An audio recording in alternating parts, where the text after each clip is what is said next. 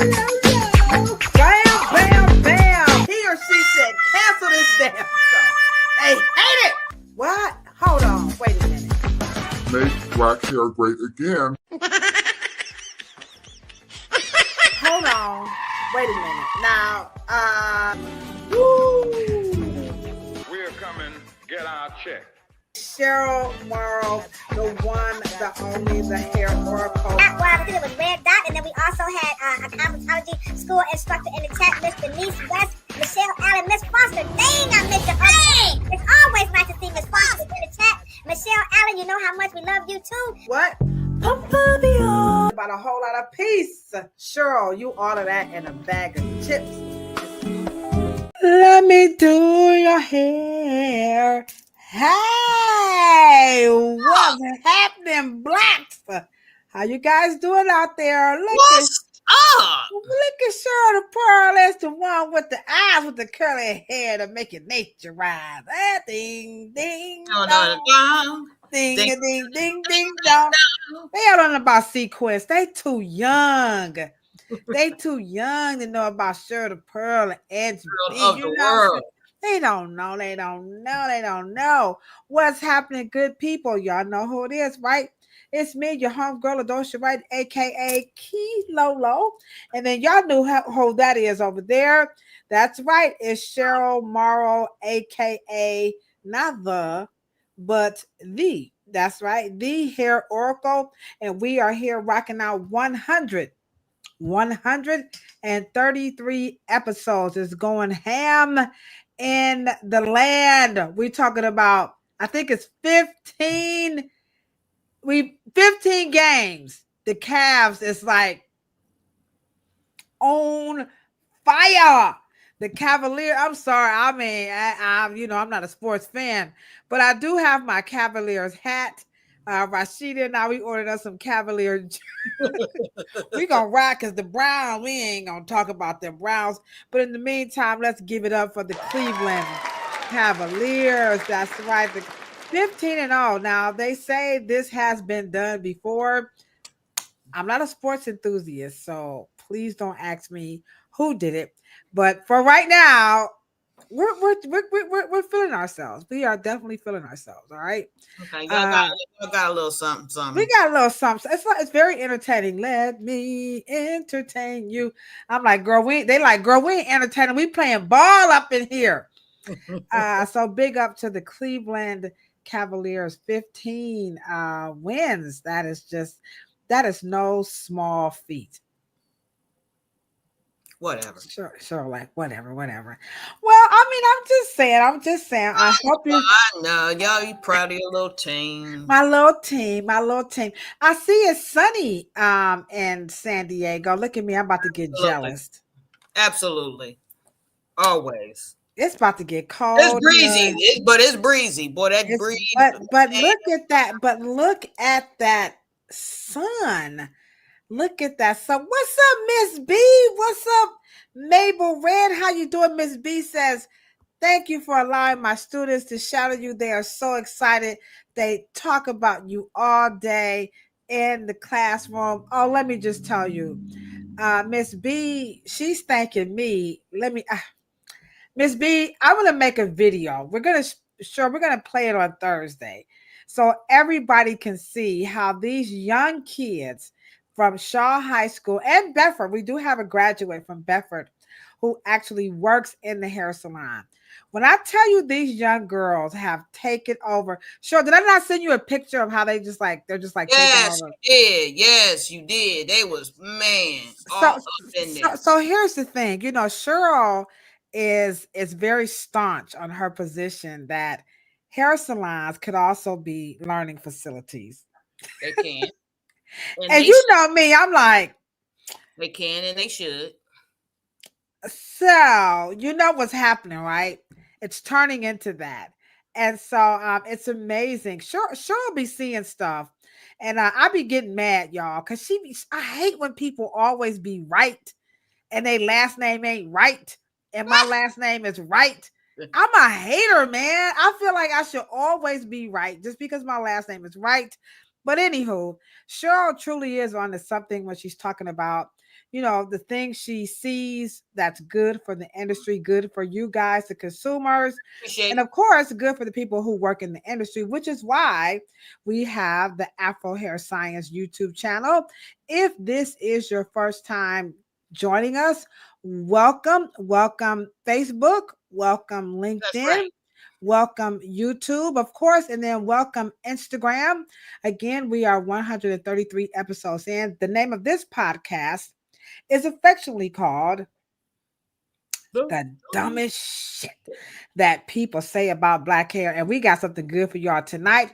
We're going to be talking about the straightening comb and sponge rollers. Now, I know y'all got some things to say. So before we get it going, we got a couple of shout outs right here in the chat. We got LB, me and LB and WeK. We've been chopping it up. We have our virtual co-host, Miss Sandra E, is in the chat. And then we have Juju, myself, and Kofi. We're working on the trip. The Textures Intercultural Exchange 2025 is going down in the Gambia. That's right, West Africa. A humanitarian and educational endeavor is going to be happening. We're working that out. So if this is your thing, be on the lookout because we have some more news coming. But we are excited tonight to get to rate because we have 4 parts in this series. It's all about thumbs up, thumbs down, and then we have inventions and patents and all this good stuff. And so we're going to talk affectionately about the straightening comb or the hot comb. And we're also going to talk about sponge rollers. And I just don't, I hear crazy stuff about the straight. I actually, I got my list here. The dumbest that I've heard about hot combs and sponge rollers. It's unbelievable the things that people say about these things. But tonight, Charlotte and I were going to clear some things up. And I think that's it. Sure, you got anything hot and cooking on a hot plate besides a hot comb? Yeah. Just I trying. saw you got awarded something like mentor or something like that. What are you hiding from us? Oh man, that's the young, black, and in business. Young to be young, gifted and black. Oh, what a love. Come on. To be young, gifted and black. I like the way Nina Simone sings it. And that's a fact. Is where it's at. Watch that on YouTube. Watch Nina Simone sing Young, Gifted, and Black. Okay, so You will which feel is your good. favorite version? Donny Hathaway's? I like Nina Simone's. I like Donny Hathaway's, but Nina Simone, she just has that majestic, she got that Maya Angelou-ish on it. I wish I had some Maya. I hope when I get older, I can be like Maya Angelou. Something. I want to be like real wise. That profound voice. I'm a grandmother now, so I'm up here like, what's up, G baby? Juju, it ain't gonna happen. I don't think I'm gonna make it to Maya Angelou status. I'm gonna try really hard, but I don't think it's gonna happen. But that's why we have Auntie Cheryl, because Cheryl's gonna get us all together. That's right. That's right. That's right. We're gonna try. That's what's happening. So anywho, yeah, so you got the mentor, but you are a great mentor. How many people in the chat agree that Cheryl has been extremely generous and kind to all of us in her mentorship? Let's put those hand claps in the chat. No, Cheryl, we really do appreciate you because before you there were none, and after you there would be no more. Oh, thanks. Well, the funny thing is,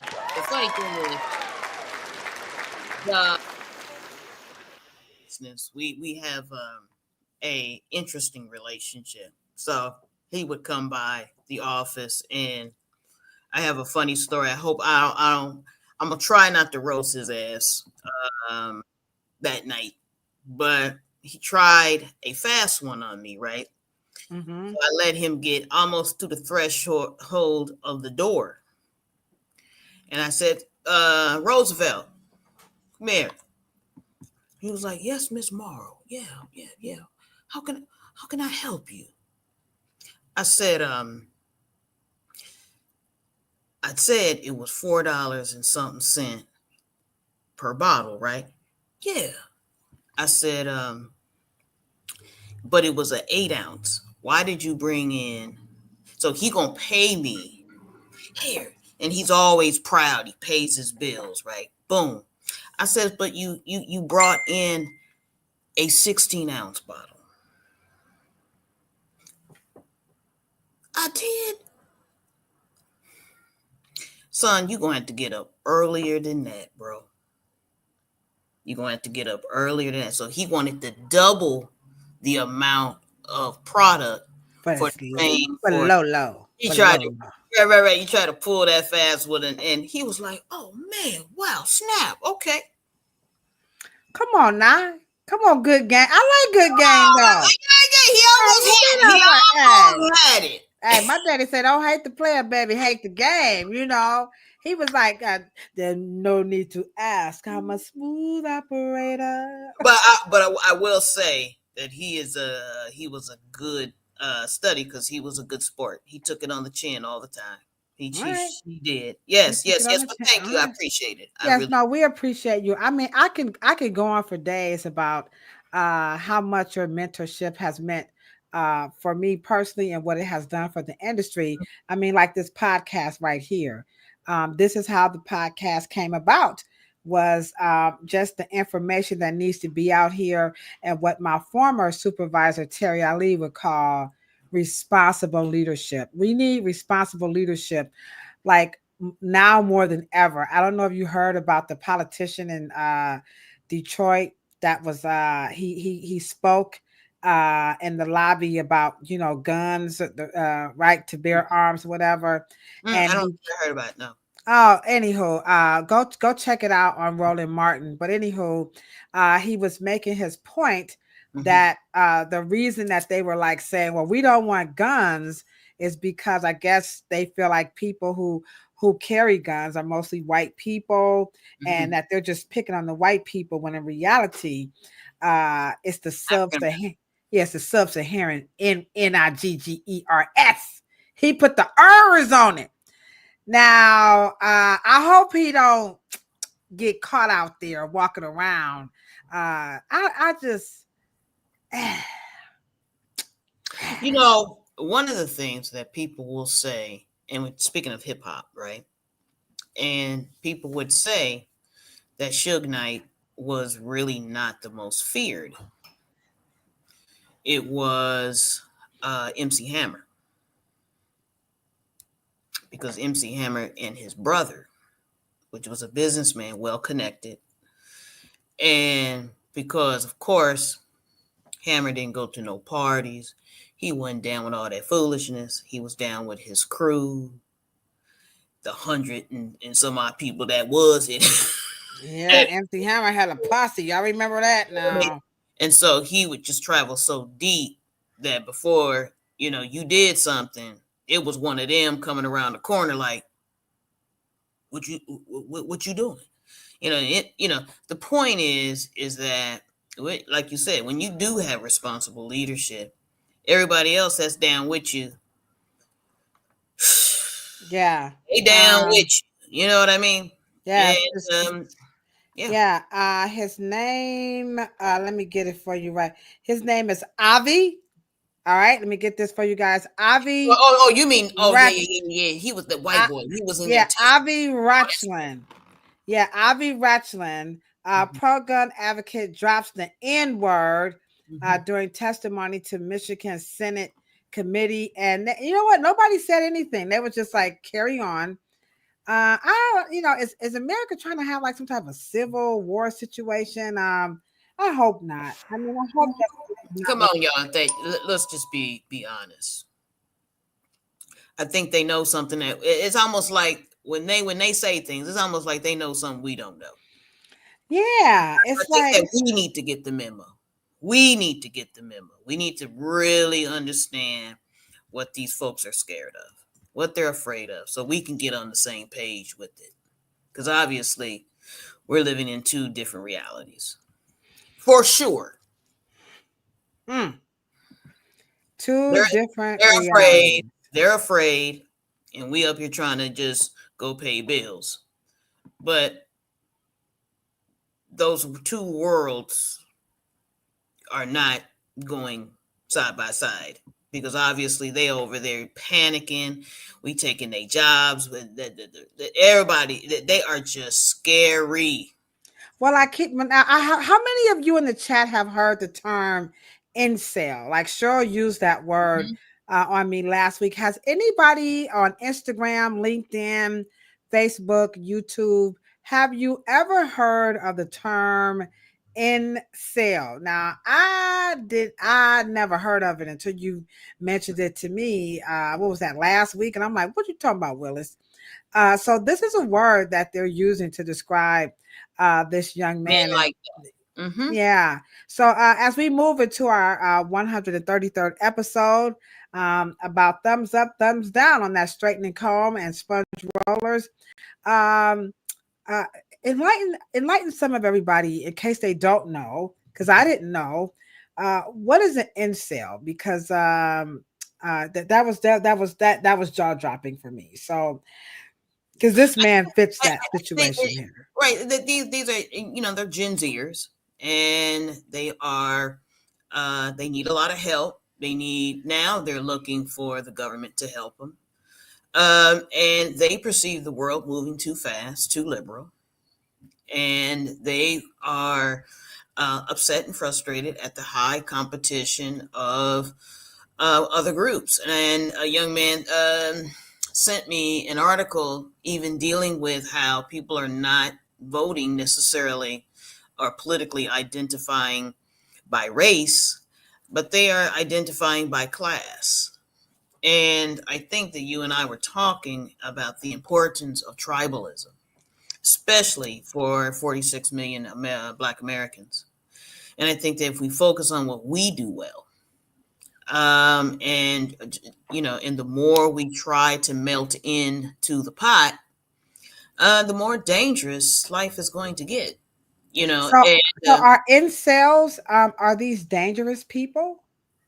They can be, because they are of the privileged class. Let's just say a class of what they call males, right? So incels are privileged.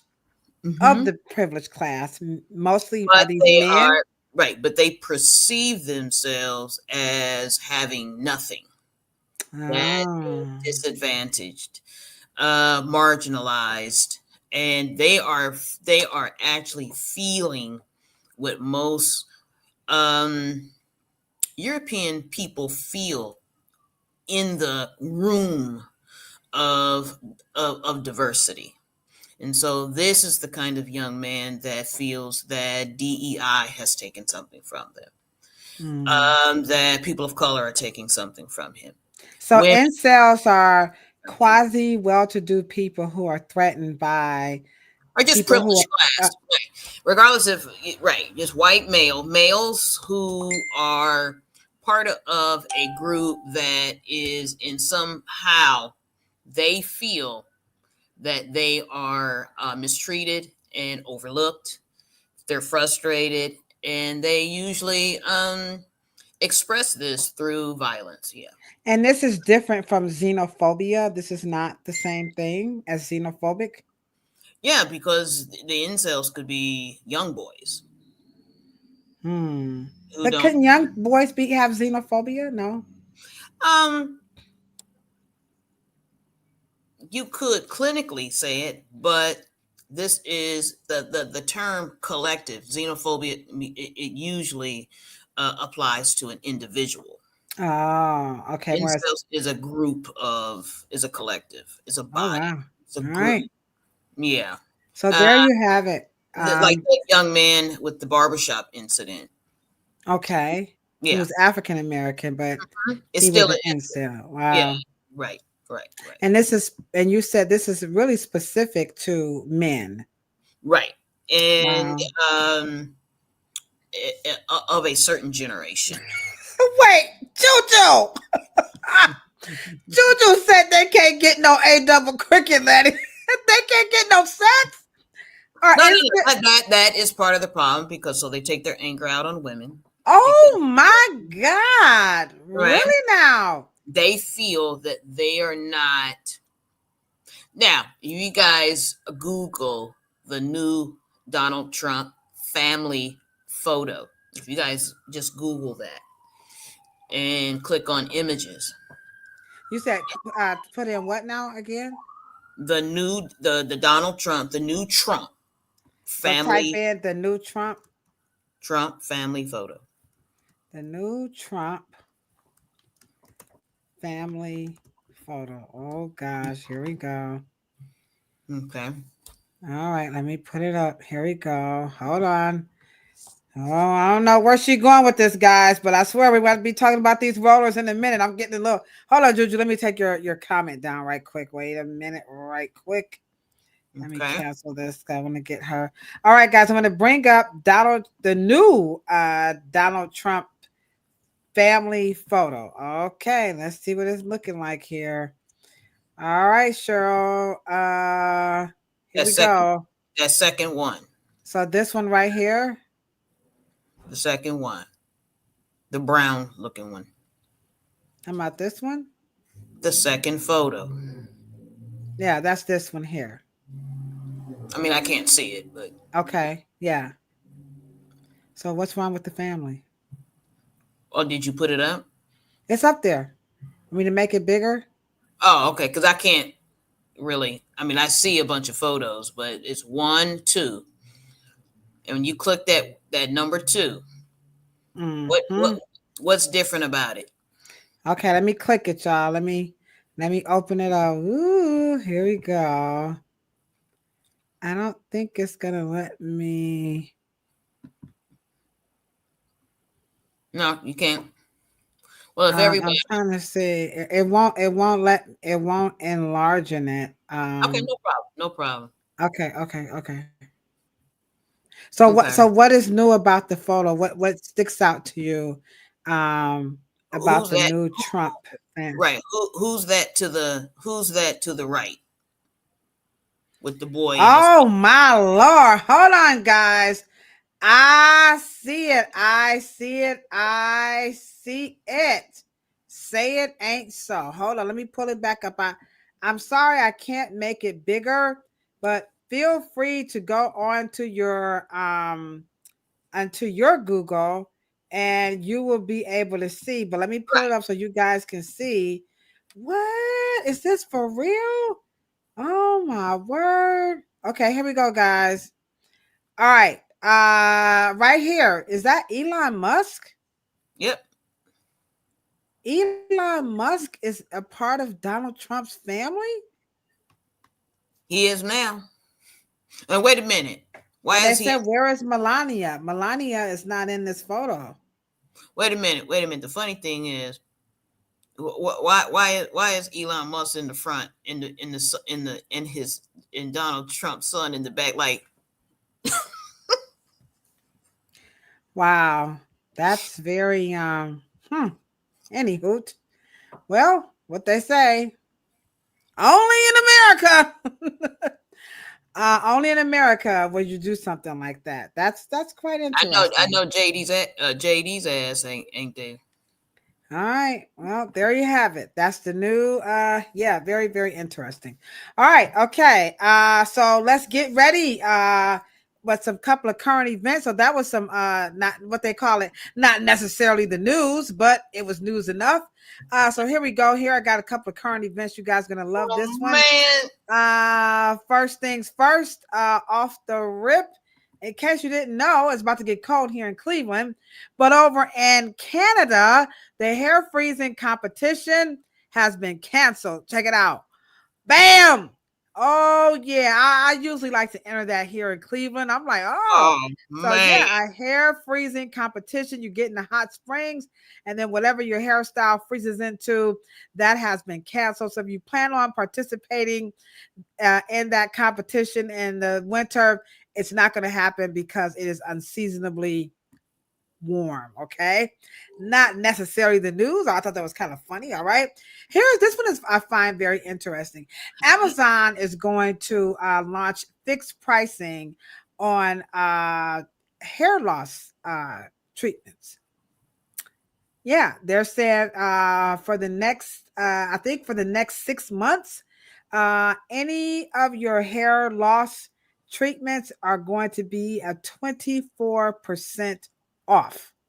Now, I know you guys might be wondering, why would Amazon be trying to fix the price on hair loss problems or hair loss situations? So here's a good one. Here you go, Cheryl.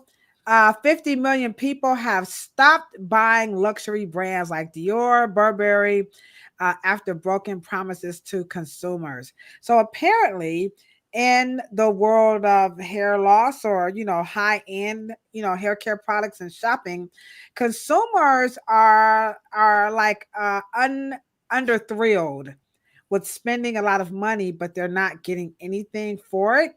And so companies are trying to find a way to justify a high end brand, just as hair loss companies are trying to find a way to justify their prices also.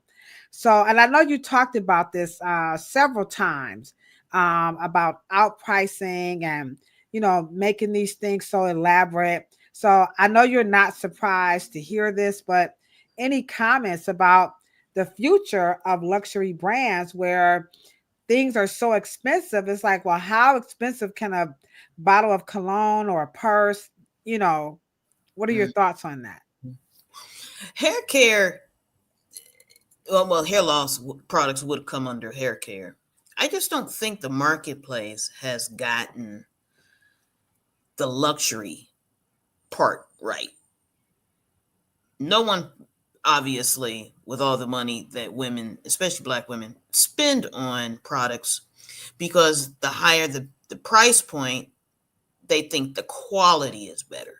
How many people out there got some Gucci bags, some Burberry's, very necessary, some Chanel's, Louis Vuitton, Right. Christian Dior? What's the bag they said that's not going down? Is the Birkenstock. I don't even know what that is. The Birkin bag. The Birkin bag. By Anybody? Hermes. What's who you say? By Hermes. Hermes. Anybody know my homie Hermes? This is a little bit out of my league now. I do know Chanel. I am familiar with, Louis Vuitton, but the Tory Burch and the Gucci, they're saying these things are lacking luster. They're not going to get it. So how many of you own any of those high end or high quality luxury bags? And I don't know what they offer. Yes, so they're saying basically, and think about it too. Why would the bags such as a Louis Vuitton, a Chanel, and then the Birkin by Hermes, those bags, those handbags, they're investments. But I think that once you do the other subsequent, and they fall down under a category, so that may be Dior and Burberry, Tory Burch, like you said, Valentino, things of that nature. But here we go again. I think luxury is akin to legacy. Legacy is akin. I think they're basically the same thing. And I think if black hair care could follow that same model, it's just that I don't know if we know how to put luxury in hair care. And I know that brands like Sacred, and other celebrity brands like Fenty, maybe, they just don't know where and how to do it. Okay. How to put the quality. They don't know. The quality for us so far, and like you said, you were mentioning another brand that you were using, but their education was trash. You know what I mean? Yeah, that was influence. Yeah, right. And so we don't know where the luxury mark is. We don't. And we've been very dissatisfied with hair loss remedies and brands that promise at least some type of solution. We just don't know where the luxury. You know what? But this is a good opportunity, because here on the dumbest that people say about Black hair, this would be a good time if you guys could be so kind to drop in the chat. What are you guys looking for in a hair care product?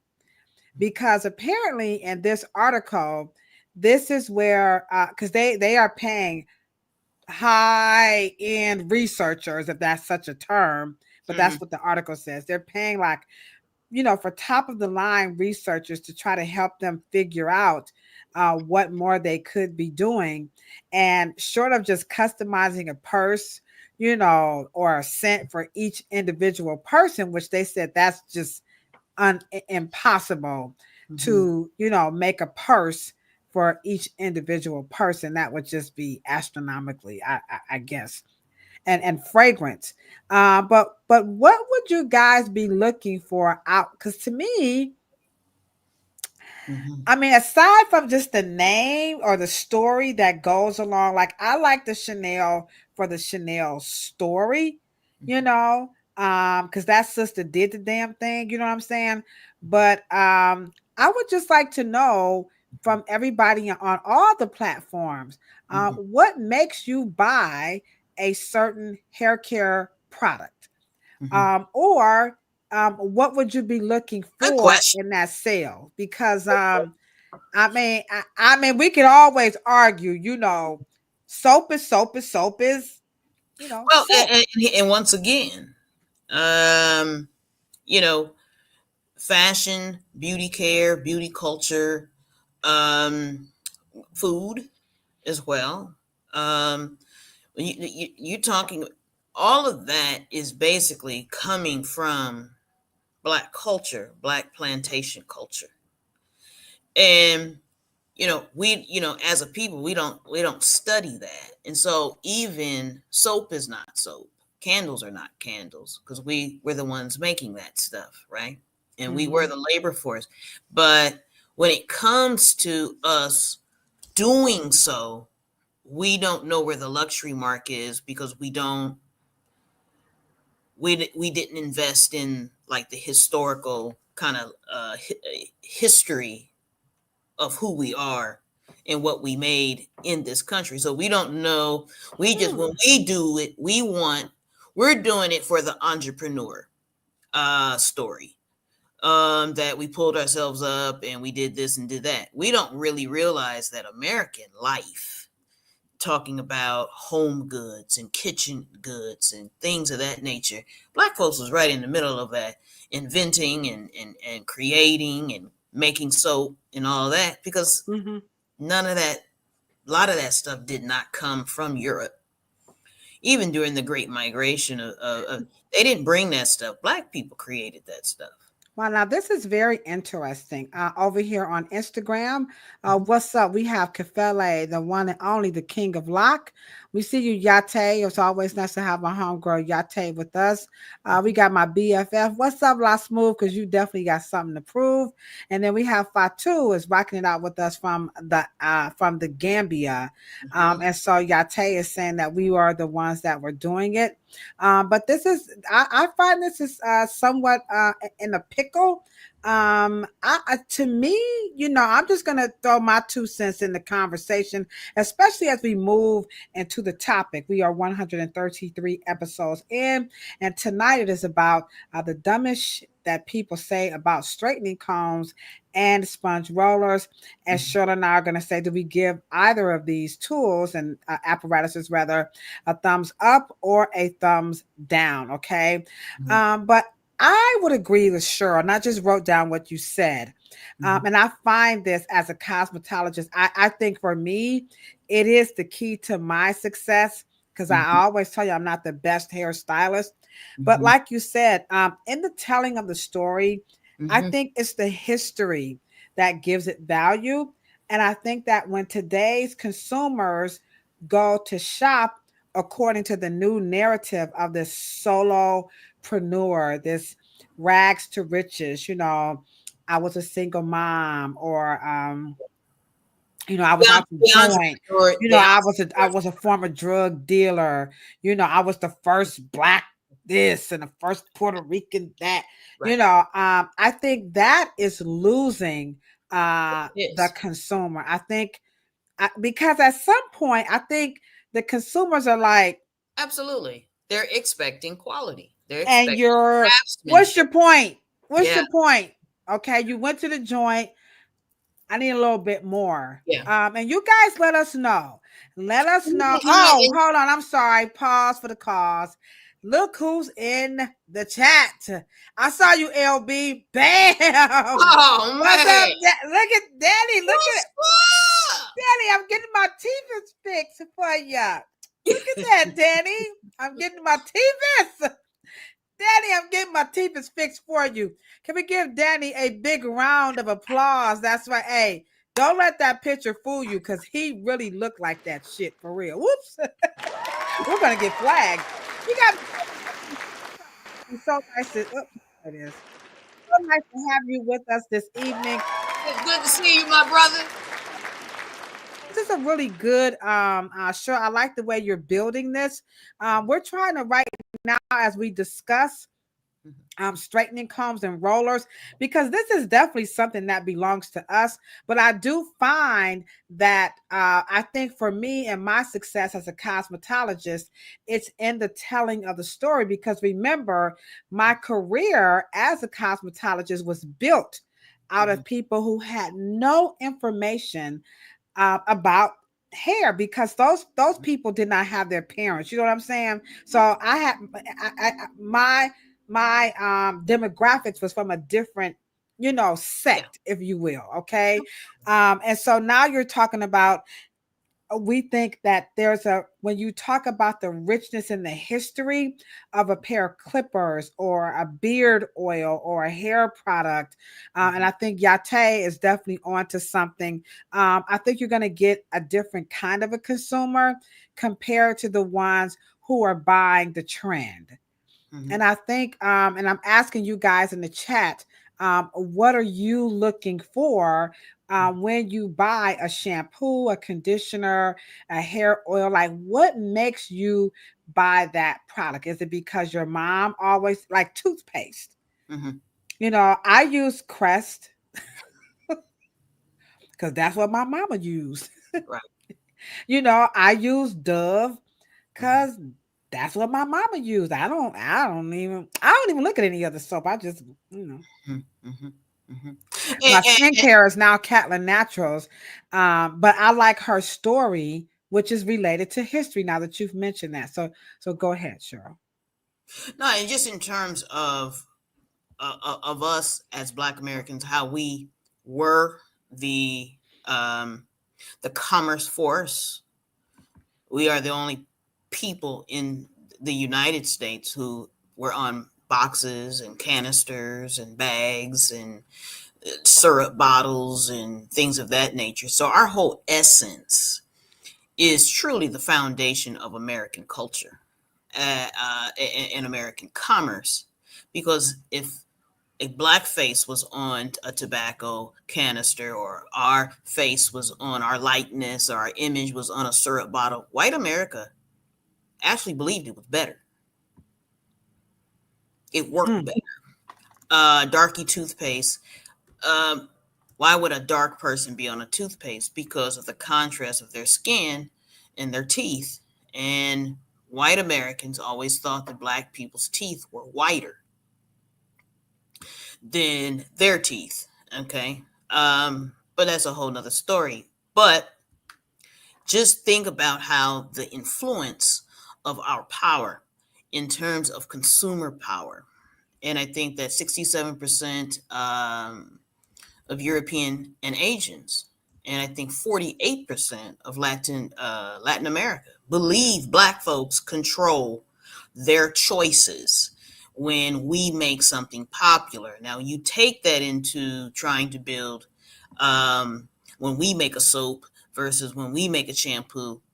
Your question to the chat is that they don't know, but they do know what emotions, what makes them connected to a product. Now, but the problem is like you said in the article, the luxury level or the line of demarcation or the level or leveling up, what makes it truly a craftsman, a high quality, a luxury product? Like what makes that relevant? And And this must be a really tough question for people to answer. Now Yate is rocking it out with us. She's saying that history is important, but I see the consumers here on America's favorite podcast about Afro hair. We're talking about the Afro Hair Science YouTube channel, and we are on all the other platforms. I see this must be a really tough question to answer. So if you can, as we work our way through the topic, we're going to start off with the straightening comb. What makes you buy a product? Why do you buy your shampoo? Because this platform is about hair care products. So be it your curling iron, maybe your blow dryer, your shampoo, your conditioner, your deep conditioner. Why are you buying those? So let's start off with the straightening comb. Now this one has a rich it has a very rich history, but in the context, and I'm just going to keep going back and forth, Cheryl, what you said about history versus the solopreneurship. So here we have 3 straightening combs. So, and then they're in the order of how they kind of started off. So you got cast iron and you got a mixture of another metal, and now you're down here to the brass straightening comb, which is kind of what we're using now. Tell us about this history and how does this history give this tool value? Because here are the things that I hear about the straightening comb. We talk about the dumbest. Okay. The number one reason people don't like it is because it's old fashioned. That's the number one. Then of course the experience is that they've been burned by the straightening comb. Like, oh, my neck, my ears, my forehead. Everybody's got a burn story with the straightening comb. Number 3, it smells. You get that straightening comb smell. And then number 4 is that you have to use a lot of grease with the straightening comb. But I've been in business for 25 years and I've never not used the straightening comb. I have never, ever not use. I don't use it on everybody, but in some capacity, I use the straightening comb. So let's start off with a little history about the straightening comb, and you guys can again share with us in the chat. Oh, and Dion 408, this show is dedicated to you. It's in our description, by the way. So this show is dedicated because she wanted to talk about the rollers and the straightening comb. So let's hear. Danny says he buys his products based on the perceived care and attention the makers put on the product, and how serious is that process and production to them. Damn, that's deep. Right. So that's and here's the thing: if the market in black hair care, if the market can catch up to what Danny just said, then we would be making quality products based on that metric system. But I think in the last 25 years, we've been making it based on supply and demand. Just get it in their hand. Right. And then who's going to win what we call the brand game? Who's going to win the brand game or the popularity contest? Right. And so when you talk about and let me just say this. Most people don't realize, but you guys remember what a blacksmith is, right? Okay. Yeah. Blacksmith on plantations, they really responsible for creating things for carriages, right? Farm machinery and things of that nature. They are in the Western United States, or just in the West, which would include part of Europe and America, right? Right. But a blue black or a blacksmith, they were called blacksmiths, not because they were white, they were blacksmith. And those particular men were responsible for iron works and steel and things. But I will say, I don't know if at the onset, because in the documentary of 400 Years Without a Comb, it's been bootlegged so many damn times I can't even remember, but it's on YouTube, and you will see the blacksmith bringing a steel comb into the slave quarters. And that is how that became to be, because we knew, our ancestors knew, that heat would straighten fabric, it would straighten wool, and we did try that because, of course, some of those irons, cast irons, did come from England. They came from Europe. And when we were in charge of domestics, we used those, and we just put two and two together. But the hop comb is given to the blacksmith on the plantation as a comb. Europe does have gets the credit for the Marcel iron, not just because of Francois Marcel Gretto, but Black people did not have a reason to curl their hair, but they did have a reason to straighten it, right? Right. So we get those two mixed up, but because of we had not seen an Afro pick, so that's why it doesn't mimic. But those teeth and that comb, and most people don't realize what part of the comb straightens the hair. All right. Let's get some trivia. Let's get some trivia in here. We have the straightening comb here. You have 3 renditions. You have the original, which was made out of metal, your blacksmith. Then you have your mix of copper and steel. I'm not saying metal, I meant to say steel. And then in our modern day ones, they're pretty much made out of brass. So Cheryl is asking everybody in the chat, and if you still feel comfortable to share with us why you buy a certain brand, we're still looking for another answer. Thank you so much, Danny. But Cheryl now wants to know who can share with us what part of the comb actually straightens the hair. All right. So let's see what we got here in the chat. We're just waiting a few minutes because there's a delayed response here, Cheryl. So I'm just going to give that a few minutes. And I looked up the etymology of the word blacksmith. They are kind of alluding to Black people, but also the color of the metal would turn black. So I'm sure that's the watered down version. Well, anywho, that's so funny because that's the same reason why they say the Black Madonna turned black. It's because of all of the soot from the candles. Yes. And so, as Cheryl did point out, that blacksmith is also done in other parts of the world. So we're not saying it's only done in America, but in this particular narrative, we're talking about what that meant to for us here as Black people in America. And so she's saying that it would be the blacksmiths who actually made the straightening combs on the plantation. Okay. Okay. So let's see what responses we get. What part of the comb straightens the hair? What's up, Sister Nia Colby? We ain't seeing you in a lot. Oh, come to shout out. What's up, LaRaza? How you doing? Welcome. We got a new cousin in the chat. How you doing, beautiful? She ain't new. She was in there before. Oh, you was in here before? Don't get old. Don't get old. What's happening, baby? Welcome back.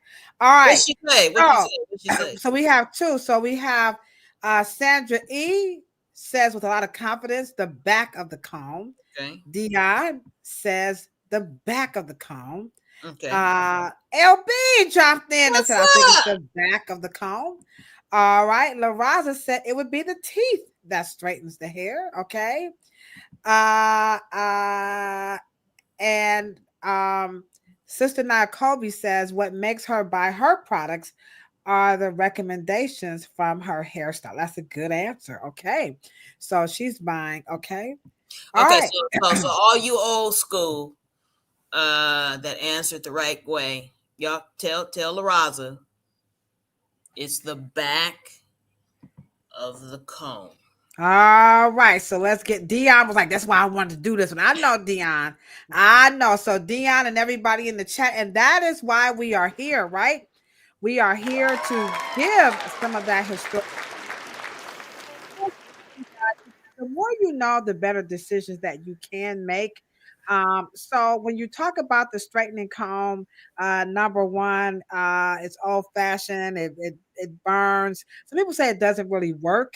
Like the straightening comb does not really straighten the hair. Well, it doesn't straighten the hair for new school people who don't know how to press, because they do put too much oil, and the oil protects the hair from the heat. And the heat is what straightens it. Hold on. I got a video. Sure, didn't know I had a video for that. So so here we go. For all you thermal protectants out there, here is what this YouTuber has to say. Now, these people are afraid of the straightening combs. They're looking for an alternative, I should say. So this one is called "The TikTok Made Me Buy It" straightening comb or apparatus. Here we go. Heat protectant all over the section. I'm working small sections at a time. And this is my favorite heat protectant to use for flat ironing my hair. It's a nice dry heat protectant. It won't revert my hair. Okay, here we go. When I go slow. It's actually freaking... Wow. We're steaming. That's all the heat protectant burning off, which is good. What you talking about? You want the heat protectant to burn off, not your hair. All right. What the hell? I know. So this is why the history is so important. So let's walk them through what happens to the hair when you take the straightening comb. Okay. All right. And you put it, to the scalp, and you begin to use the back, and you see the steam coming off, or you can hear that shh. Fried, dyed, and laid to the side. That is your heat protector. Break that is down. Any water, that's any grease, and that's any heat protector. You don't want to protect your hair from the heat. It won't get straight. That's like counter. What does grease do when you're, remember Big Mom put a little the grease same thing it does with the same thing it does with your French fries. Cooking it, baby. You cooking it. You're literally, and then guess what?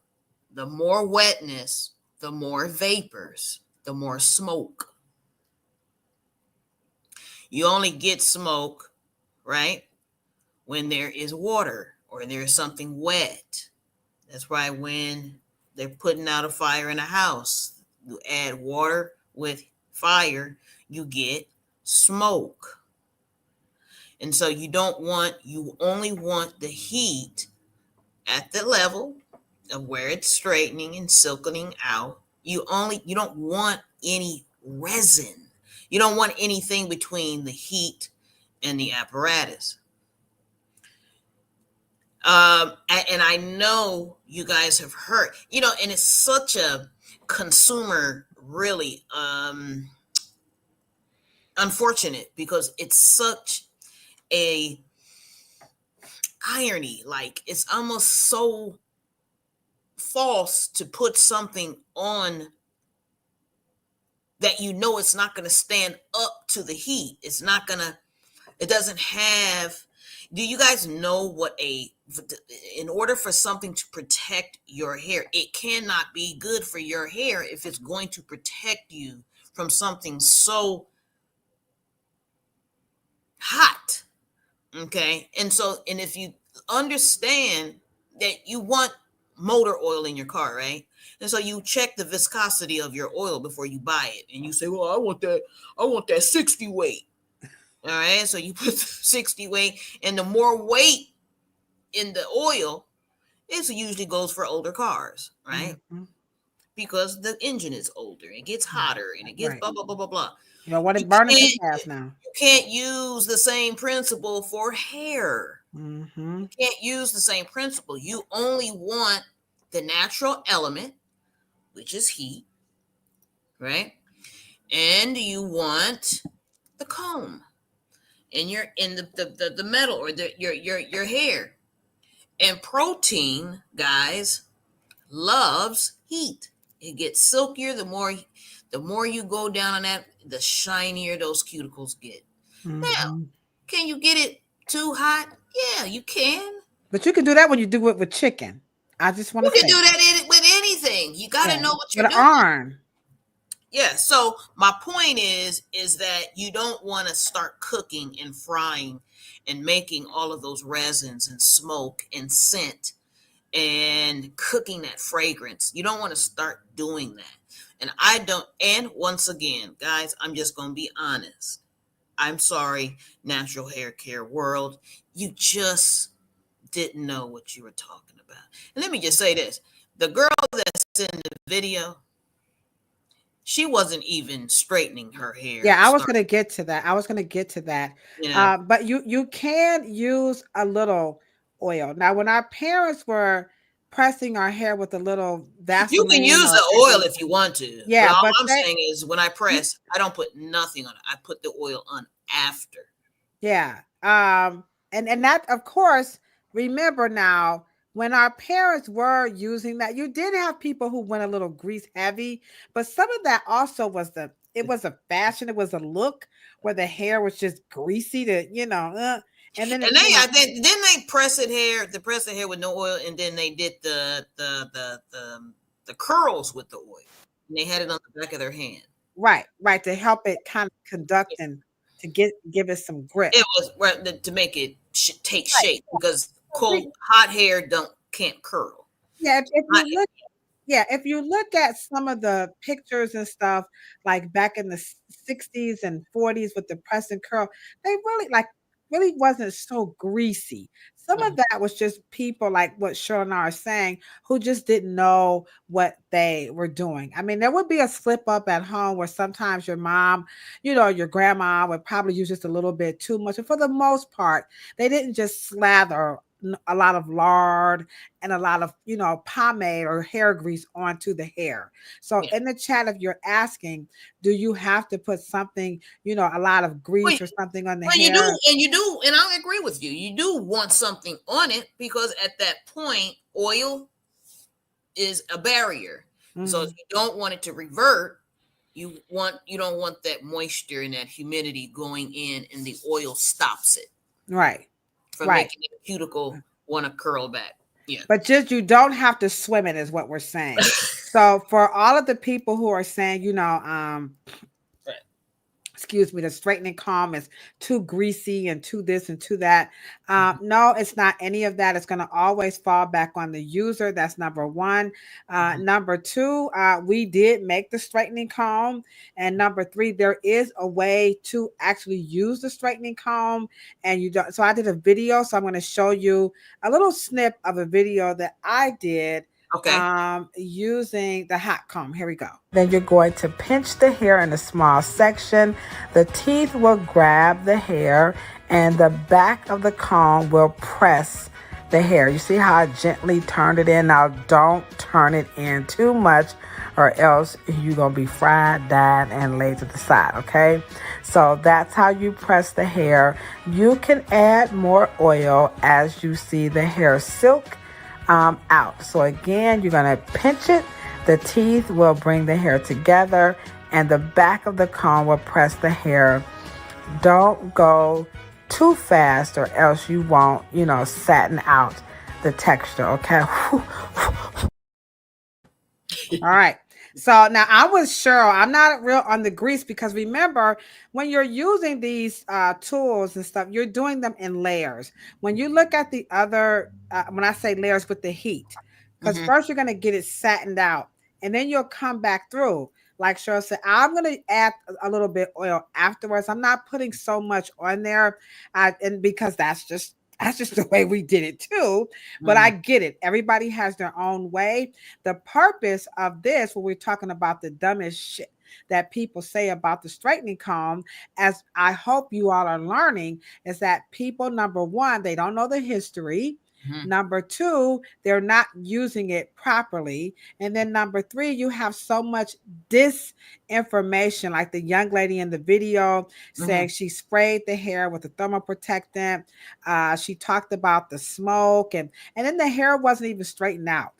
The hair needs to be all the way silken. Right. The teeth, the whatever apparatus she put there. And and I do know that pressing is an art form, because you have to grab it and then have the right tension and the right tilt. And so, and I know that everyone's opting out for flat irons these days, but yeah, the straightening comb will do things the flat iron can only imagine. So speaking of imagine, our virtual co-host Sandra says it's time for Cheryl to show you guys what you need to do to help change the narrative about the straightening comb and sponge rollers. As we come back, here we go.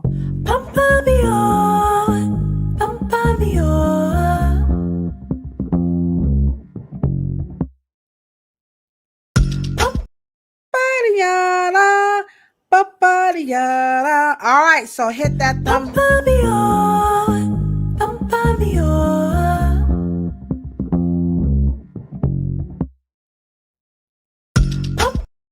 they got it.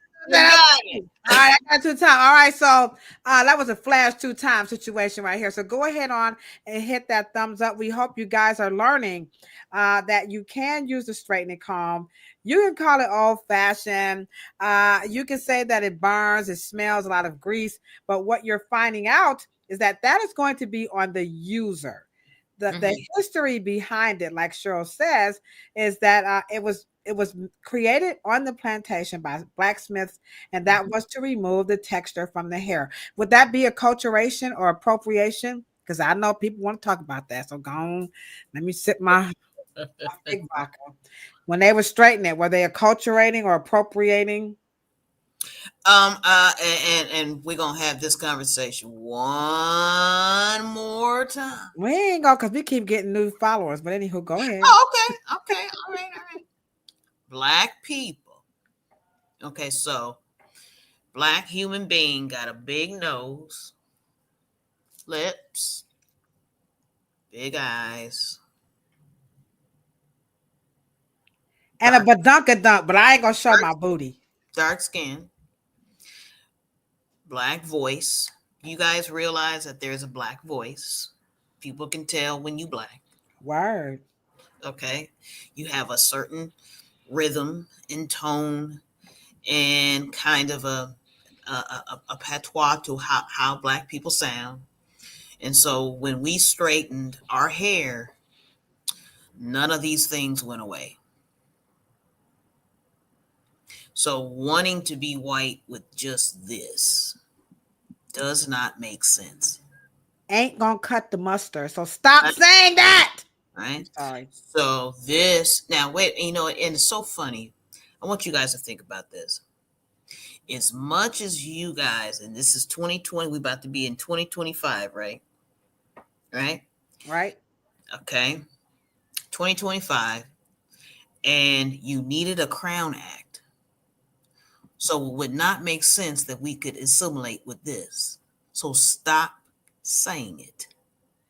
If you can't wear, I don't give a shit what you can wear. Your ass couldn't get into school when your hair was straight. You couldn't go. I mean, it's not like, okay. Now, so white folks told you they didn't care if you had a press and curl. They didn't care if you cut it so low that they didn't see your nigger naps, right? They don't care. They didn't want you to go to school. They didn't want you there. They didn't want your black skin there, your black culture there, your black parents there, your big lips there, your big behind there. They didn't want you on that basketball court showing them up because of your black physicality was superior. They didn't want you there. It didn't matter if you could straighten this or not. So one of the things that we have to just stop telling each other, that in other words, what I want, and this is to the natural hair care movement as well. Black people are what we call a global cultural superpower. And what I mean by that means that no matter what we do, everybody wants to do it. So to give us a national hairstyle as if Black people in America is a monolith. So what you're saying, natural hair care wants, what do you want, the afro to be the national hairstyle? Or do you want locks to be the natural hairstyle? Do you want relaxer to be the natural national statute of how Black people are to look? And when you say that, you are so anti-Afrocentric, you might as well be a white man or a white woman. And I am very serious, because at the end of the day, you go back to the continent, you're going to find so many different ways to be African or to be Black or to identify of color, whatever the case may be, because you're going to find an Afro in Fiji and you're going to find an Afro in Singapore. You may even find one in Italy. You may even find one in Canada. And you most certainly will find it no matter where. But to assimilate, to say that once Black people, because Black people only had a rat tail to comb their hair, wouldn't it make sense to adapt and to make your hair? And then what you did, you turned it into a multi-billion-dollar industry by being creative and by to say it's assimilation is really, to me, internal terrorism. Oh, terrorism. internal terrorism. Yeah, you're making me feel bad about wanting to do something. Right. And so, and to me, it's just not. It's asinine. only right. Absolutely. I think in the context of an uneducated and unlearned person, it definitely makes sense, because a lot of people we're all not told the same thing about, altering our hair, however we did it, whether we did cornrow braids or pressing it or picked it out or plaster or slapped the wig on, whatever we did to it. Honey blonde. I remember everybody Black had honey blonde. You know what I'm saying? So it really didn't matter what we're doing here on the dumbest shit that people say about Black hair. Is like Danny said, we have to give things the historical context, because that is where the value is. You guys are throwing away an option that you could use, to manipulate and change this fabric. It has nothing to do with changing your quote unquote Africanity or Blackness, because that thought process itself is out of what it is to be quote unquote an African. Not only that, you can alter it was very masculine at one period in time, because Black men straightened their hair regardless if it was chemically or pressed, because until only Black women get, and I have to say, because I love my sisters, but my sisters, boy, y'all will completely do some internalized terroristic racist things with each other, because at the end of the day, Black men never made Black men feel bad about straightening their hair. Black men never. You ain't walking up to no James Brown or no Al Sharpton or no Temptations, or y'all wasn't walking up to no Black man talking about that craziness. You weren't walking up to Sugarfoot in Ohio players now. Come on now, wasn't doing that. Wasn't gonna have none of that. Black men did not. You weren't walking up to no Superfly.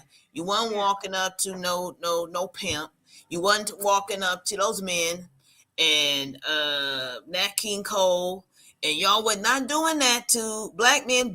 We're not doing that to each other. Only Black. It's a phenomenon with Black women for some reason. Black women. So use this opportunity to reverse it and change it. Of course, a hot comb is not for everybody, but when you look at the history, when you do it properly, it is safe. all of this. I think it's styling culture. Yeah, all of the the whole thing about like heat damage, things of that. Remember, we've taught you guys over and over. No such thing. You're gonna denature the fabric. Hey, you can have a pair of jeans, right? And you can buy. They're called distressed with the rips and the holes. You guys would pay hundreds and hundreds of dollars for a denatured pair of blue jeans. But if your coily hair has one stringy piece on it, you want to cut it off in the name of something called natural or healthy hair. If it is on your head, I guarantee you, with everything in my Let me ask you a question. It's healthy. If it's on your head, you're good. You're good. Right. Well, but what is the difference of denaturing it or altering it, making dark hair blonde, or straightening it? What is the difference? Yeah, we're trying to figure that out. Help us out. Help us understand how is straightening the hair like the cardinal sin of altering hair. When braiding, look what happened to Cheryl's texture. Did you have braids or twists? What was your hair in to get those crinkles?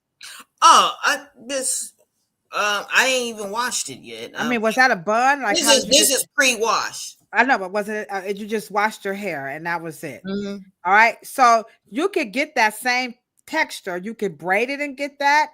You could twist it and get that. Right. Yeah. So either way it go, even wetting her hair itself, it gave her hair a new shape. And then you could brush it and smooth it. How is it that heat or straightening becomes the worst thing you could ever do to your hair? We're still trying to figure it out. So come on, y'all. We hope you guys are definitely getting the feel that a straightening comb is definitely where it's at, and you're okay with it. And it gets a thumbs up from me. And sure, you give that straightening comb. So you got 2 thumbs up for the straightening comb. Now let's move on over to the roller. Oh, this one's going to be hard, Cheryl, because this is the one that women says rollers are now bad for hair. What? Women come to the hair salon and they say, you got these curls in my hair, my spiral curls, my body curls, and whatever y'all want to call them this year. So now the question is, how do I keep the curl? Because I don't know how to use a curling iron, or I don't have time with the curling iron, or what. Roll it. No. I can't, Cheryl. I can't. Wait, before we go, how many people in the chat do or do not like sponge rollers? We're not going to move over to the ones with the satin. We're not talking about the flexi rods. We're not talking about the plastic magnetic rollers. Let's just start right now. How many people in the chat like or dislike sponge rollers? Come on Facebook, come on LinkedIn, come on YouTube, and of course Instagram. We would like to hear from you. How many of you guys use sponge rollers, or like, nope, I am not using. Oh, here we go. Oh, they coming through. Come on, y'all, keep it going. Also, your comments help Cheryl and I get into the YouTube algorithms. Hit that thumbs up button so we can get more viewers. We can help change the narrative about Afro hair, and of course the straightening comb and sponge rollers. So here we go. To each his own. Okay. Okay. Rollers are amazing. How's it bad? All right, here we go. Rollers are good. All right. Okay. Hello. We got one. I love rollers. We got some more comments down here. Woo-wee. Here we go, Cheryl. I can't stand them sponge rollers. They leave lines in your head. Okay, we got another Sandra. Then y'all do this. What your ancestors did. Hello. Look at it, Cheryl. Get it. You better get it. Get it, freak. Get it. Talking about some damn flexi rods. Y'all see that? What's that Cheryl you use? What is that? Come on, y'all. my girl a big round of applause. Hold on. Wait a minute. Change is coming. And don't let me have to spray it. There you go, guys.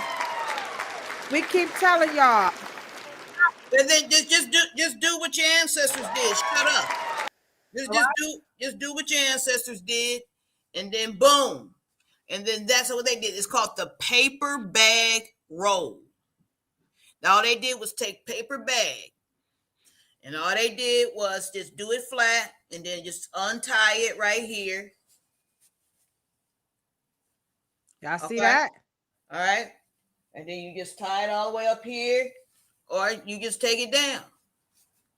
You guys see that? No fancy. Now, would that be a fancy high-end bag or... Did you guys see that?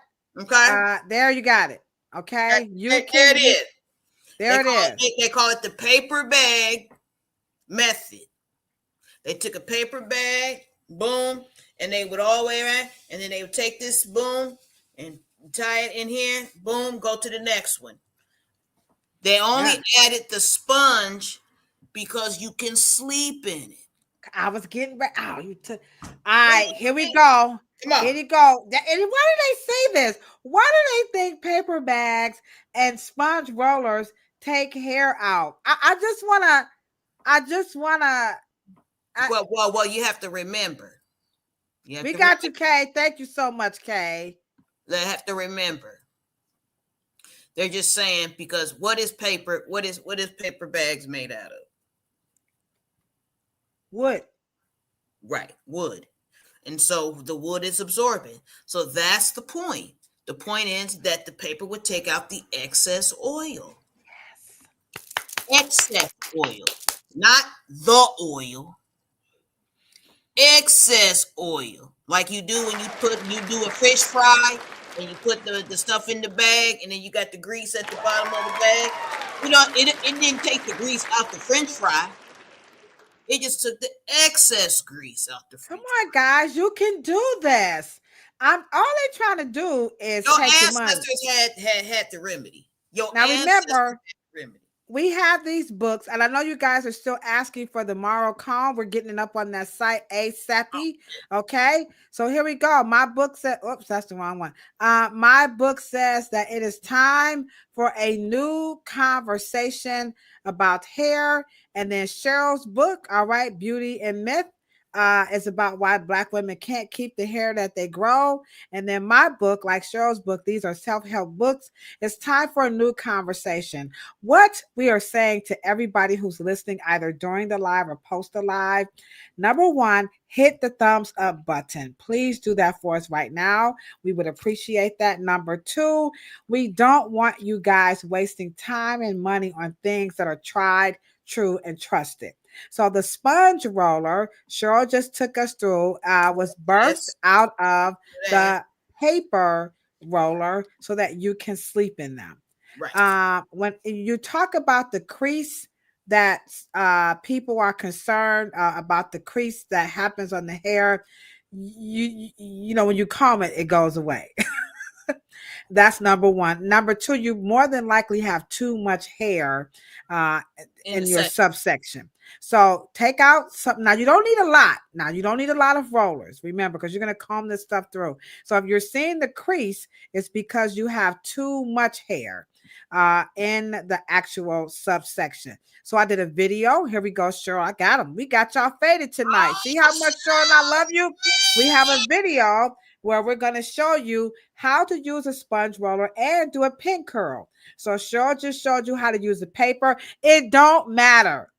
It doesn't matter. You could just use the paper. It's going to come out the same. I promise you. You can use the pin curl. It's going to come out the same, or you can use a sponge roller. It's just a form that the hair is going to take shape. So here is how you use a sponge roller and do a pin curl. Here we go. The sponge roller has never left the hairstyling practice. So in this video, let me show you guys how simple it is and why sponge rollers are the bomb. First, always comb your subsection or your curl out. Next, you want to take the sponge roller and you're going to take the end of the hair all the way to the end and begin to roll the hair all the way to the base. Don't worry about hair being in the sponge or the fastener creasing your hair. You can comb it out. It will stay secure. You can sleep at night. It's also a lot more comfortable. The other option is the good old-fashioned pin curls. Now, if you notice, neither section is very small. You don't need to use a lot of subsections. You're just going to reform your curls. Always comb it out using a pintail or rat tail comb. You're going to form the curl and then wind it around the stem of the curl all the way to the scalp using a single prong, not a double prong, but a single prong clip to secure the curl, and voila, that's it. That's it. All right, that's it, guys. And I want my curls to last. Roll it. No, you can't bonnet it. No, you can't. I was just gonna let them stay like this. And can you use smaller curling irons? That's the dumbest shit. Well, wait. What is the difference? Why do you guys get so confused? Y'all do the twist out. A twist out is the same principle. They're all sets. They're all sets. Like, They're all how do sets. y'all get dumb? Like, all of a sudden, because the hair is straight. I mean, and then you want to go put some toilet paper and some end papers on the end. Put that stuff down. You don't need any end paper. Just roll the hair and go to bed. Tie it down. Don't put a bonnet on it because it's just going to loosen up and it's going to slide out. So you have to tie it down. The bonnet is not, that's not for us. I don't know why y'all, the bonnets are really about holding them braids, out of the way so you can go to sleep at night or put your makeup on for the wedding. You know how they put your hair in a little bonnet and you slip the dress on? That's all those things are for. You don't sleep in bonnets, just tie it down to secure the rollers if you're going to roll your hair. So like Cheryl said, we don't care if you use a paper bag, if you use a pin curl, if you use a two-strand twisted, it's a set. So use the sponge roller and go to sleep. That crease is only because your section is too thick or maybe you have too much product in your hair. Or okay? Go ahead. Go to the hair salon. We roll people's hair at night. People will come up to yes, they do. Yep. People will come to the salon and say, "Oh, that I bring my rollers." At happy hour, they would be coming for the night. They didn't want to do nothing. Man, my ladies, y'all have lost the art. Now, fine, if you want to come and we prepare your hair for the night, fine. I don't have no problem with that. Ladies, just try to be involved with your beauty process. Right. And like she said, thank you, Miss Dion. And this is why this one is dedicated to you. You're not going to smash the hairstyle down. Go to bed, go to sleep, make love, whatever you want to do at night. Watch it. Now, here's what you don't want to do. Don't go to sleep with all the pillows and stuff all up on your head because you're going to trap the body heat and you're going to, start sweating, especially if you're a night sweater. So just take the pillow and just like put it underneath your neck so the air can get through. Don't put all the pillows on the bed because you're going to just sweat your hair out. So tie the rollers down, go to bed, eat some cereal, whatever you're doing, do your crossword puzzle, scroll through TikTok like I do, or play those games. Anybody else got those games on their phones at night, the spell the word games and stuff? Have fun, okay? Don't be so rigid. I don't want to make love when I get my hair did because she gonna mess up my hair. Get that hair messed up and stop that stuff now. Y'all cut this out. Y'all stop that messing up love lives over some curls. Cut this stuff out now. Y'all just stop it. Just stop. It's time to let it go. Let your boyfriend run his fingers through your hair. All this. I ain't touch my hair. Hey, listen. If you get your hair curled and your boo thing, I don't care if it's a he or a she or they or whatever y'all calling yourselves, an itch, whatever. If they can't touch your hair, get your money back and tell them I said it. Right. You should be able to, within reason, now you can get your hair done, can't nobody touch it. You need a new hairstylist. The curls are in there. Now, you can't go get on the back of a motorcycle and all that nonsense. You can't do that. But roll your hair at night. You could use a paper bag. Cheryl just said it. Cut them up in the You can have your strip. bag. You can have, and they sew. I'm telling you, and they flat. Go to bed. You won't even know they're there. She just said, what's Dion 4, is it 410, 408? She just said when you comb the hair out, your hair is going to be fluffy. Like look at my hair. You know, now sure can't comb hers out because it was just a wash and go. But even on I can comb my hair all the way back. Now I just got a little bump in it, right? But when I comb it, like she said, the hair is gonna get fluffy because the teeth of the comb is gonna kind of get that erector pillar muscle like those. You're gonna make that hair kind of pop just a little bit for about 30 minutes or so, okay? And then when you go to comb the hair back into the style, because everybody, I don't want to comb out my curls. It's a hairstyle. Look, there it is. It's going to come back. You're good to go. And the hair has a memory until you wet it. Now, we ain't talking about for no 2 and 3 weeks now. Lower your expectations, okay? But you should be able to get some nice, 8 to 9 days, some wear. Yeah. You can get some wear. Don't wash it every week. I just want to get it fluffy. Come on, now. Stop it. Nah, ain't nobody got time for that. It's 2024. Well, you know what, Cheryl? Why do we want to advance technology by way of cell phones? Hell, even the way we drink water. Hell, we can get out of a glass. We got glasses. Even books. We have books. We're not on slate and stone. But when it comes to hair, we want to go back to Neanderthal.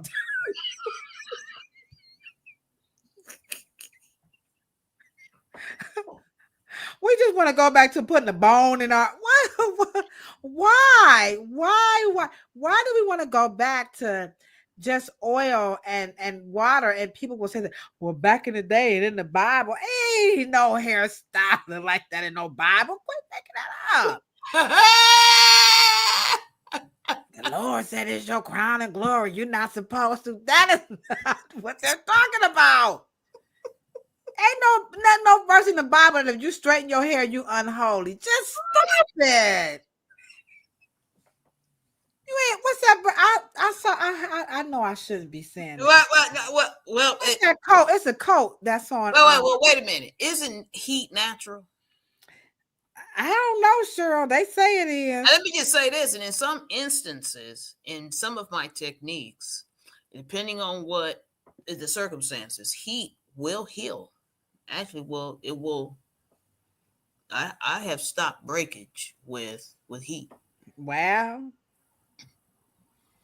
Come on. It is absolutely a very good technique. It just depends on, we got to just get into that Afro Hair Science. I saw a documentary called Keep Sweet, Pray and Obey. And it was about a cult somewhere in Utah where this man had all these women on the compound where the more wives and you marry and more children you have, the more godlike you became, right? Well, in the documentary, they even had hairstyles. Come on. Now, if a coat, you got a coat that says you got to comb your hair. It wasn't a coat. I look at it I'm not making this up. It's on YouTube. It's called Keep Sweet, Pray, and Obey. And Keep Sweet, Pray, and Obey. And it's about a cult. I can't think of his name. Y'all know he was white. I hate to say that. But I'm just and they had these women that the men had all these wives and that they got closer to God. That's how you moved up in this little cult. But in the cult, hair it had to be pristine and this and that. So I'm telling y'all, if the cult people can comb their head, now come on now. You can use a roller. So as we wrap this up, Cheryl, would you give the sponge roller the brown paper bag? Would you get, or a pin curl? Would you give it a thumbs up or a thumbs down? Let's get ready. Here we go. Thumbs up. Thumbs up. Yeah. 2 thumbs up. Use your straightening comb. Use your sponge rollers. Don't go out and buy the expensive. I know. Go ahead. Just answer the question, sure, right now. What about the hair that be on the sponge? And shouldn't we put the satin over the roller? And talk about the hair that's on the sponge. Just get it. Just let them get it over with. Because that's what they say all the time. What about that hair that's on the sponge? Let me ask you a question. I'm gonna take me a hair strand right here. I'm gonna tell you right now. If you were to pull that out of my head, I'm gonna punch this out your ass. Okay, that shit gonna hurt. If you didn't feel it and it just ended up on the sponge, it was gonna come out. If you pull my shit right here, we fighting, okay? And we just have to, come on, ladies. We just have to have that conversation. And it's the same hair that would have been on your shirt, right? In your car, that's it. In your food. It's just hair fall. In your bathroom. It's the same hair. Hair fall. It does. It comes out. You know that hair that be on your clothes. You know how y'all be like, oh, you got hair. The roller just caught it. The roller just caught it. It just caught it, y'all. It ain't wet. Got it. It ain't taking it out. Trust me. A roller ain't got that much power. Don't even give a roller that much power. Don't even give it to it. First of all, it's too small. I ain't trying to talk about nobody's body parts. It's too small to do that kind of damage. Y'all don't talk about ladies. Come on. A roller too small to do that kind of damage to all that hair. Okay, go ahead on and roll that hair up, and you will have curls to the cows come home until you get tired. Once you're tired of rolling it, if you wrap it up, they will just come out. It's just that simple. All right. We're going to put the comb up for the Morrow comb. We'll get that up by the end of the week. Cheryl is just a little on the busy side, but that is coming. We will get that. I'm gonna do it right before when I get off. All right, so we're gonna get that comb up. Just keep checking. We just get a little bit busy there. Sandra says, "Don't forget to hit the thumbs up button on your way out." You guys have truly enjoyed it. What's up, Free Nally at SBCglobal.net? I see you over there. Yate rocking it out. Don Hand over on Instagram. Forever J&J, how you doing? Mika Pearson. What's up? What up? The sponge roller on Instagram, they was like, nah. Well, we hope you guys feel free to love the sponge roller, okay? No, so don't wash them. Don't put them in no. Just once they done, just throw them away. They only 99 cents, y'all. It's just foam. Don't wash them in dishwashing liquid. Please don't do that. Don't put them in that little. My cousin was like, I put mine in the sponge roller should last you a year. Then just throw them away. I had a customer, she was putting them in the linen bags. I said, girl, throw them things away, okay? After a year, Cheryl said, just toss them out. The hair that you see in the roller or the sponge is just hair fall. The roller ain't big enough to damage your hair, okay? Tie it down with a scarf. Don't you mess around with them bonnets. They ain't gonna do nothing but slide out, okay? Well, use your straightening comb. You can use some grease, just a little bit, but don't use too much, because remember, you got to go back through and you're gonna curl it, okay? So do not use too much. And you really don't have to use that much, like Cheryl said. Once you press it, you can add the oil afterwards. I mean, everybody has their own culture, but get the history correct, all right? We're going to be back on Thursday with Rev Air. That's right. We're going to be here talking about the magic of Rev Air with Miss Kim Carrasco. She is a part of the Rev Air family. So get ready to learn about the Rev Air. It's going to be absolutely wonderful. And who said these are all throwback lessons? Thank you so much. There you go. Sometimes we forget. So on that note, Cheryl, just kind of close us out with why, because some people don't have the history. You know, they don't have the history. So they're like in the middle and they don't know about the throwback lesson that Real Roots is talking about. So talk about that history and helping them understand why it's important when it comes to using the straightening comb and sponge rollers. Well, I will say this, that we have a very deep, rich culture, and we have tried methods that are tried and true. And I believe that we should focus on the method and perfecting the method. Going to get taught. Ladosha, you can go by if you happen to be in the Cleveland area, be in the San Diego area. We would love to just stop by and say, I need to learn how to do these things and not just vilify them just for the sake of saying that something's bad or something. Get a consultation. Okay. Find out what it's about. Okay. I got the paper bag from my Nana, that if my mother would roll my hair if I was going somewhere, but my Nana said, well, that's not comfortable. So they took the African tradition and they did the paper bag. So the paper bag would not compete with my pillow or whatever the case may be. Black people are very resilient. And I think that most of these methods, if done in moderation, could definitely make your hair experience as a African Black or textured haired person.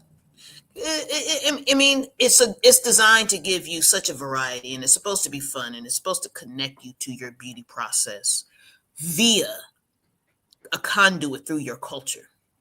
And so, whether it's chemical in its color or it's just pin curling, but they're all part of who we are in terms of our true expression of Black culture. So I'm like Lolo. Have fun. Have fun. Y'all. It's when we say it's just hair, we're not minimizing the importance of hair. We're just talking about all that you can do. Absolutely. And if anybody's kind of fueling you or scaring you or bullying you into this, you're Go to not. the hair salon. Yeah, you're not. You're Consultation. somehow erasing or compromising your Blackness. Just remember, nose, lips, skin color, and Voice. booty. Voice and booty. I don't Okay, care so if it's flat. I don't want to. y'all calling to try to pay a bill, and they say, "Welcome to Apria. How can I help you?" And we are here to serve you. How can I help you? And my name is Keisha. Who do you think is on the end of that phone? Who do you think is at the end of that phone? They can't. Someone that looks like you, most Yes. likely. So the point is that if that makes you feel good, and you start talking and you say, how you doing, ma'am? And she says, yes, ma'am. How can I be of service to you? You know that that's a Black woman. You know when you hear a Black man at the end of the phone. So there's a features of being of African descent that you can't lose. They're just not something you can throw off. And texture is just one of those things. You're supposed to have fun with it because it's a dominant it's a dominant hair type. It's designed to be crunched, straight, whatever pattern you put it in. And we're just trying to say enjoy it. Enjoy it. One last thing. How does heat heal hair? That's burning in the chat. When you say How heat does can heat heal. heal? Heat heal. Keratin is a fibrous fiber.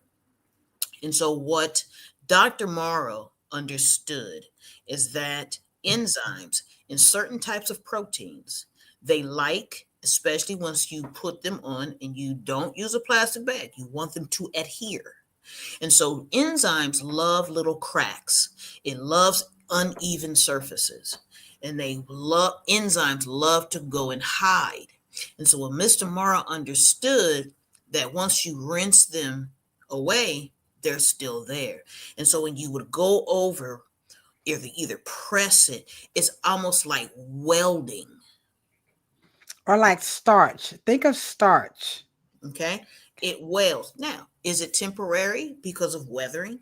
Yes, that's why we do the process of reconstructing or the reform as a reconstructor, or we use what starch because the shirt begins to weather and then the protective layer begins to what loosen because of tension and you're wearing it and you're stretching it and then they make it caught in the rain or your sweat or just your body cells and then it just gives away and then you go and you take the shirt back in and you say I want what medium starch because starch is actually being the conduit because it's gluing the fibers together temporarily. It makes Very it good analogy, Ladosha. Yeah, and it makes it smooth. It makes it smooth. When you Right. put, y'all know them brothers beat. My brother still wears starch in his pants. Sorry, Shan, hate to put all your business out there like that, but he do. You Right. know, yeah, It's the and he difference with starches having his a shirt. You satin know, sheet versus just a regular cotton sheet and I because use starch. right in the start or the or other fabric softeners, they minimize the balls of cotton from rolling on top of the surface of the fabric. And so heat and pressing could lay those cuticles down and create like a welding. It's temporary, but it lasts and you just keep getting it. And sometimes those fibers, because they tend to fray at the end, you can give the illusion when you guys press hair, when you the ends of the hair or split ends of the hair, or the hair becomes lighter at the tips.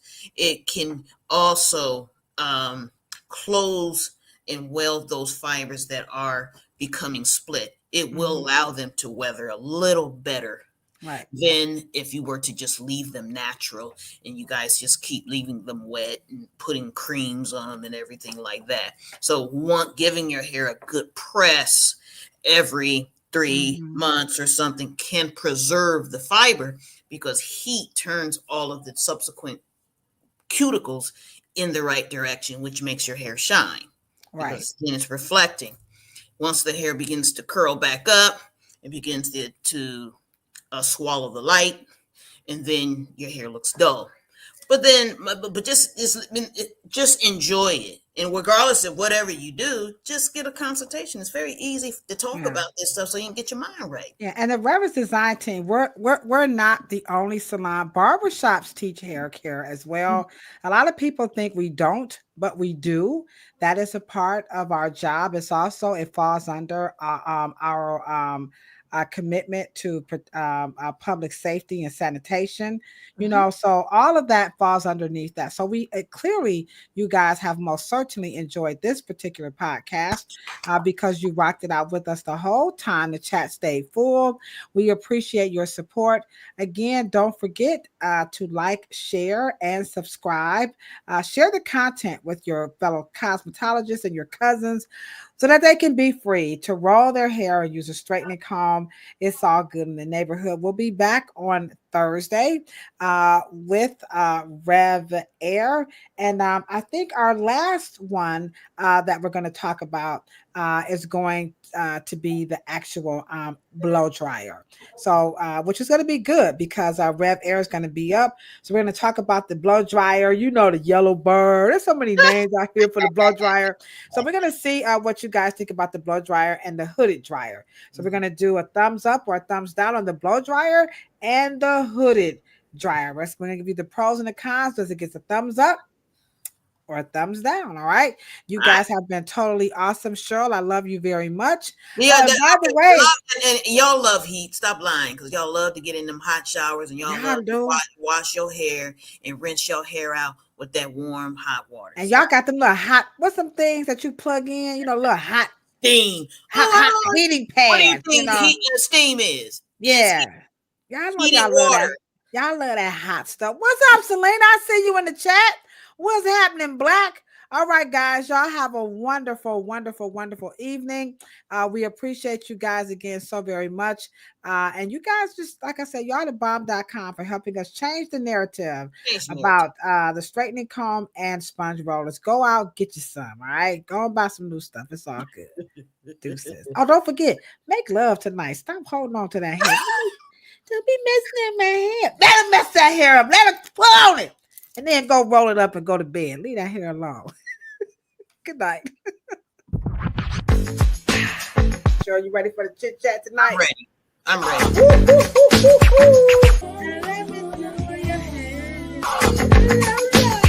Bam, bam, bam. He or she said, cancel this damn show. They hate it. What? Hold on. Wait a minute. Make black hair great again. Hold on. Wait a minute. Now, We're coming get our check.